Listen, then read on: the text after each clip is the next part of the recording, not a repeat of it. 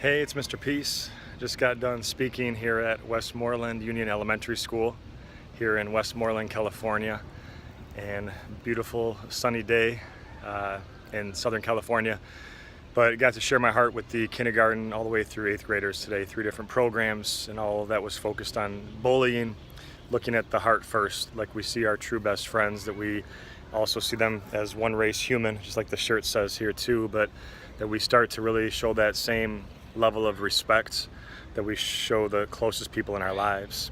You know, talking about a $20 bill that we can crumple up, even if it's crumpled, it's still worth that $20. But yet, sometimes when people are born different than us, if they walk different, talk different, think different, learn different, hear different, see different, whatever it is, whatever difference separates us on the outside, many times we don't choose to see that person. We just kind of choose to judge them and really not accept them. But the goal is to get past those judgments and see them for who they truly are. See them for their hearts. And our heart is big as our fist. If we let love, peace fully enter our hearts, we can turn that into this. And that one finger is ourself, the other is someone we're trying to lift up higher than ourselves by how we choose to treat that other person, right? We show that same level of compassion that this world needs in order for healing to happen, in order for kindness to be the new norm.